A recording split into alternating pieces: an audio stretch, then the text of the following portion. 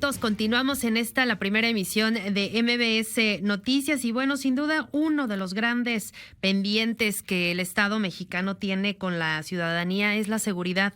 Lamentablemente 2022 pues no se ha podido percibir realmente una sensación, creo, no sé si coincidan ustedes, una mayor seguridad, a pesar de que, bueno, por ejemplo, en noviembre se reportó una reducción de 15% con respecto a octubre en cuanto al delito de homicidios dolosos, pero pues la realidad es que seguimos viendo en varios estados de la República que siguen hechos violentos, que siguen desapariciones, feminicidios, secuestros, un montón de delitos que lamentablemente no hemos visto reducir como quisiéramos. Y esta mañana me da mucho gusto saludar a Isabel Miranda de Wallace. Ella la conocen, es presidenta de Alto al Secuestro, pues para que nos comparta su reflexión, su balance respecto a lo que ha representado 2022 en materia de seguridad. Isabel, muchas gracias por acompañarnos. ¿Cómo está? Muy buen día.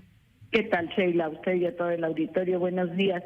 Pues mire, déjeme decirle que aquí no quisiera hablar de percepción, que la percepción ya vimos que de acuerdo a la encuesta que presentó el INE, pues la percepción es de muchísima mayor inseguridad. Claro. Creo que me gustaría remitirme a los hechos. Así es. Y aquí los hechos, lo que nos dan, nos demuestran es, por ejemplo, el hecho de que alguien pueda atentar contra un periodista como Ciro, con esa gran impunidad, nos habla de que saben que no va a pasar nada y hasta el día de hoy no hemos tenido ninguna respuesta sobre el intento el atentado de homicidio contra Ciro Gómez Leiva, pero no nada más contra él, contra cantidad de periodistas que han atacado en este año y prácticamente todos han quedado impunes, pese a que el gobierno dice que casi en todos hubo detenidos. Bueno, la situación es que hay muchos que han quedado en la impunidad.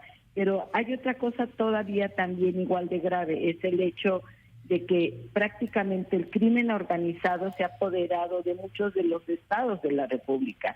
Vemos que se convierten en tierra de nadie, en donde ellos ponen toques de queda, donde en plena luz del día se pueden meter a las playas y atacar a turistas, como es el caso de Acapulco, con el derecho de piso que les están pidiendo a muchos empresarios en muchos estados de la República, el hecho de que el propio ejército no puede entrar en algunas ciudades y algunos municipios. Esto nos habla del terreno que han ido ganando la delincuencia organizada y que ha ido perdiendo la sociedad y el propio Estado. Creo que ese sería el balance más grave y más importante, más allá de que efectivamente tenemos graves problemas en contabilizar en estadística los delitos, Sheila. Por ejemplo, en el caso del feminicidio muchas veces no son contados como feminicidios, son contados simplemente como homicidio. ¿Por qué? Porque, bueno, a veces no lo saben clasificar adecuadamente. Y lo mismo sucede en el secuestro. Este año tuvimos el récord histórico en violaciones, por ejemplo. Se incrementó entre un 10 y un 12% respecto al 2021. El costo económico que hemos tenido también en México, el impacto económico creció. Por ejemplo, en la violencia este año fue de 38,196 pesos por habitante, que es aproximadamente el 2.5 veces el salario promedio mensual de México. Esto es de acuerdo con el índice de paz del 2022. Entonces, creo que también el tema de las empresas, ¿no? Que una de cada 4 empresas en el país fue víctima de un delito y más de la mitad, es decir, el 52.9%, consideró a la incidencia delictiva como el principal problema de sus operaciones. Ha habido empresas que han dejado de distribuir incluso productos en Guerrero y en otros estados porque ya no pueden entrar por la inseguridad. Creo que el balance sí es muy desalentador en ese sentido, en la práctica. Efectivamente, por ejemplo, en el caso del secuestro, aparentemente, y digo aparentemente porque ya hice la salvedad de que no somos muy buenos para contar, pues tuvimos una disminución del 17.4%. Sin embargo, si lo comparamos con la época que decían que era la guerra de Felipe Calderón, tenemos un incremento del 38%, es decir, hoy tenemos más secuestros que en la época del entonces presidente Felipe Calderón. Entonces, sí creo que falta muchísimo en el tema de seguridad. Creo que como ciudadanos tendríamos que ser mucho más exigentes en las colonias, en los municipios, en los estados, para que la violencia cese y que no se apoderen de nuestras calles la delincuencia. ¿Qué considera que ha fallado o que ha faltado en la estrategia en contra de la inseguridad? Porque, bueno, pues evidentemente se ha hablado mucho de la presencia del ejército en las calles, la polémica que se generó cuando se aprobó la ampliación del tiempo que permanecerán en las calles, pero realmente esta estrategia considera que pues ha funcionado de alguna u otra forma. Mire, creo que lo grave no es tanto que los militares estén en la calle el tiempo que fuera necesario si es que realmente se estuviera actuando, pero lo que vemos es que no hay estrategia. Creo que si hubiera estrategia se hubiera visto resultados y hasta el día de hoy creo que la estrategia no ha sido articulada, no ha sido constante y menos congruente. De otra manera, pues tendríamos mayor seguridad y el resultado hasta el día de hoy es que por desgracia no tenemos la seguridad, por lo menos que teníamos antes y mucho menos la que deseamos. La coordinación entre policías ha sido un tema que lo han dicho como usted un montón de activistas, de organizaciones que revisan y que son muy persistentes en la revisión de datos, estadísticas, demás, porque realmente ha sido muy complicada esta coordinación entre Policía Federal, bueno, ya no Policía Federal, ahora Guardia Nacional, pero entre autoridades federales, municipales, estatales, y esto ha provocado que pues por ahí pueda permear el crimen organizado y pues ya ni decir del tema de pues sí, la extorsión a la que muchas veces se tienen que enfrentar, ya lo decía, los empresarios, ¿no? Y que desafortunadamente no pueden recibir pues la seguridad que requieren porque también hay una enorme falta de recursos para poder hacer frente pues a lo que el crimen organizado hace en cualquier estado que tienen presencia fuerte. Pues mire, acaba de tocar un tema muy importante, Sheila, porque déjeme decirle que la mayor parte de los delitos que cometen es delincuencia organizada dentro de los municipios. Sí. Es decir, hay municipios, como hay en toda la República, que ni siquiera cuentan con policías y lo que es peor, es gente del crimen organizado. Entonces, esto lo hemos sabido desde hace decenas de años y ningún gobierno ha hecho nada para solucionar este tema. Es decir, no les han destinado ni los recursos ni el personal calificado y adecuado. Nosotros desde Alto al Secuestro propusimos que hubiera un equipo muy importante de policías que fueran rotando en los municipios más peligrosos precisamente para evitar que estuvieran coludidos con el crimen organizado local. Y esto no ha sucedido. Creo, por eso hablo de que no hay una buena estrategia. Seguimos viendo mes con mes, semana con semana, día con día, que matan, por ejemplo, en Zacatecas a los policías que no se quieren coludir con el crimen organizado. Y esto es muy grave porque dejan desprotegida a la población. Entonces, la seguridad empieza en el municipio y son los más abandonados. Por eso hablo de que no hay una buena estrategia. Creo que por más que se les dice, todo lo quieren centralizar y el tema es que está bien que lo centralicen si ellos creen que eso es lo conveniente, pero que nos den resultados. Y sobre todo ante esta falta, porque sí hay pueblos enteros donde pues la gente sabe perfectamente quién es el delincuente, quienes forman parte del crimen organizado y pues siguen operando porque además no hay detenciones porque también hay que decirlo, las autoridades tienen miedo, ¿no? Y también ahora me gustaría pasar al tema de la impartición de justicia porque creo que es fundamental la impunidad con la que muchos de estos grupos delincuenciales siguen operando en estos municipios y pues no ocurre nada, ¿no?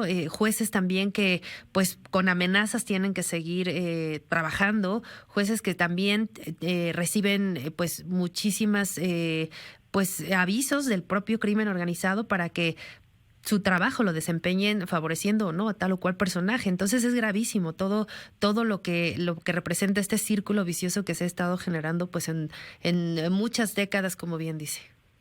Pues mire, Sheila, por último, antes de pasar al Poder Judicial, déjeme decirle que prueba de la impunidad que tenemos es que todos los vacíos que deje el Estado los llena el crimen organizado, como estos que se dieron el lujo de andar repartiendo juguetes a niños del crimen organizado y le ponen hasta etiqueta del criminal que los entrega. Piensan que con una muñequita, que con un juguete van a quitar el dolor de las propias vidas que ellos arrancaron. Eso es otra muestra de la impunidad con que esta gente se maneja. Pero déjeme decirle también que el tema de los jueces y del Poder Judicial es un tema sumamente doloroso y que tampoco solucionó el ministro Saldívar, referente a que dice que hoy quedamos mejor en tema de impartición de justicia. Esto es una total mentira. Hay reportes que fue todo lo contrario. Y nada más déjeme darle un dato para que la gente lo entienda de manera muy concreta. Mientras un criminal o un imputado o un procesado puede tener hasta 4 abogados, porque tiene uno en la causa principal, desde que lo detienen, en diferentes etapas del proceso, la víctima normalmente no tiene siquiera un abogado. Es decir, la carga emocional, la carga económica y la carga de prueba que le dejan a la víctima es de verdad monumental. Lo veíamos con este señor, el señor que vendía tamales, sí. Lo mataron, le quitaron el sustento a su familia y el que lo hizo pues ya anda en la calle como si nada. O sea, esto habla de la falta indudablemente de justicia que tenemos en este país. Creo que esa es una prueba que ahorita el público tiene muy reciente y que puede ver. ¿Cómo es posible que alguien que cometió un ilícito como el que cometió este señor cuando iba a alta velocidad, atropella al señor que vende tamales, iba aparentemente en estado de ebriedad y además huye del lugar y un juez le concede la libertad? De eso es de lo que estamos hablando, de que no hay justicia para las víctimas del delito. Ahora se protegen los derechos humanos de quienes agreden a la sociedad y creo que desde el enfoque que está dado desde la Corte, que crea de alguna manera situaciones que favorecen a los procesados y no hay equilibrio entre las partes, ya desde ahí la impartición de justicia está mal. Hay muchos ministros y muchos jueces muy honrados, pero también tenemos que aceptar que tenemos una gran corrupción, desde la Corte hasta la gente más humilde, y eso es lo grave y eso es lo peligroso en el tema de justicia, Sharia. Así es. Y por último, y me gustaría abordar también este tema porque creo que también tenemos que ser muy sensibles en él, el lado de las víctimas y el lado de muchas familias que pues han sido rotas por la desaparición de alguno de sus familiares, de sus integrantes. La estrategia que se ha implementado pues para la atención a todas las víctimas, los mismos colectivos lo dicen, pues ha sido pésima. Ha sido muy difícil y muy complicado pues que cada quien tenga literal que hacerse experto en derecho sin ser abogado, pues para entender los procesos, para poder ellos mismos incluso hacer sus propias investigaciones ante pues la falta de atención por la carga enorme de trabajo de las propias fiscalías. ¿Cómo vería este tema de la atención a las víctimas? Las víctimas en México son olvidadas, violentadas desde el poder, incluso cuando hablo del poder es de todos, de los propios ministerios públicos, del sistema. Las víctimas en este país son revictimizadas invariablemente. No he conocido una víctima y he atendido a muchas víctimas que no se sienta de esa manera porque no les hacen caso. Si es el caso de que la señora va y reporta que su niña no llegó a dormir o su hija no llegó a dormir, se ha venido con el novio. O sea, hay una gran insensibilidad en términos generales, hay una gran falta de instrumentos para atender a las víctimas y lo peor, ni siquiera hay presupuestos para las víctimas. Las víctimas son, mire, desde que la Comisión Ejecutiva de Atención a Víctimas fue tomada por gente que tiene negocios y hace negocios con delincuentes para poder obtener beneficios, porque cuando según ellos les violan derechos humanos, piden indemnizaciones. Esto yo lo he venido denunciando. Imagínense qué grave que haya un grupo de personas que se dedican a hacer negocio con las víctimas, pero para sacar dinero para ellas, es decir, las que supuestamente son víctimas de violaciones a derechos humanos. Y además ponen en la misma canasta a las víctimas que ellos agredieron, porque en la Comisión Ejecutiva de Atención a Víctimas atienden a muy pocas víctimas del delito y atienden a muchísimas personas que son procesados o sentenciados o delincuentes que alegan haber sido violados sus derechos humanos. Y yo pregunto, ¿y dónde está el derecho de las víctimas del delito, las que verdaderamente fueron agredidas? Vemos en los desaparecidos, no les dan un peso, tienen que ir con sus manos, andar cavando hoyos para poder encontrar a sus hijos. Eso es un país que habla de falta de humanidad desde el Ejecutivo hasta nosotros como sociedad. Y creo que eso es lo que falta, ser más empáticos con las víctimas, darles verdaderas herramientas, recursos económicos e instituciones que las respalden. Y eso el día de hoy no lo tenemos. También justo uno de los pendientes, y lo han dicho numerosas organizaciones como Alto el Secuestro, lo que usted preside, que hacen un trabajo pues muy minucioso de justo llenar esos huecos que las víctimas no ven en la autoridad, que pues ellos buscan ayuda, buscan orientación ante una situación, además de dolorosa, pues totalmente desconocida. Este papel que han jugado las organizaciones de la sociedad civil ha sido fundamental para llenar justo esos vacíos y en ese sentido me gustaría preguntarle, a diferencia de quizás en otros momentos, en otros sexenios, ¿ha habido algún tipo de colaboración, de comunicación principalmente con las autoridades? Porque pues ustedes tienen muchísimos datos, conocen perfectamente la problemática y conocen a las víctimas, que es lo fundamental. ¿Ha habido algún tipo de coordinación en ese aspecto? Sí, creo que en los sexenios anteriores la hubo. No sé si tú eres a lo mejor muy joven, Sheila, pero en la época de Calderón, sí, por ejemplo, había un foro que era un foro ciudadano donde nadie sabía, el presidente no sabía de qué íbamos a hablar, pero podíamos de acuerdo a cada una de las materias que manejábamos quienes pertenecíamos al Consejo Nacional de Seguridad, que era lo que estaba pasando, y hacíamos propuestas. En casi todos los sexenios y en todos los gobiernos había habido esa comunicación. Esa comunicación prácticamente se perdió en este sexenio y además de que las ONGs no somos muy bien vistas, lo que buscan siempre es tratar de descalificarnos, igual que a ustedes los periodistas, arman incluso campañas de desprestigio, y eso me parece muy grave porque no tan solo no nos solucionan el problema, sino que además no permiten que ayudemos a veces a quienes necesitan esa ayuda. Eso es doblemente grave, Sheila. Pues sí, pues ahí está el balance, sin duda muchos pendientes para el 2023 y por lo pronto yo le quiero agradecer mucho que nos haya tomado la llamada y que haya compartido estas reflexiones. Muchas gracias. Al contrario, buenos días, hasta luego. Buen día. Isabel Miranda de Wallace, presidenta de la Asociación Alto al Secuestro. Son las 8 de la mañana con 23 minutos. Vamos a una pausa, volvemos.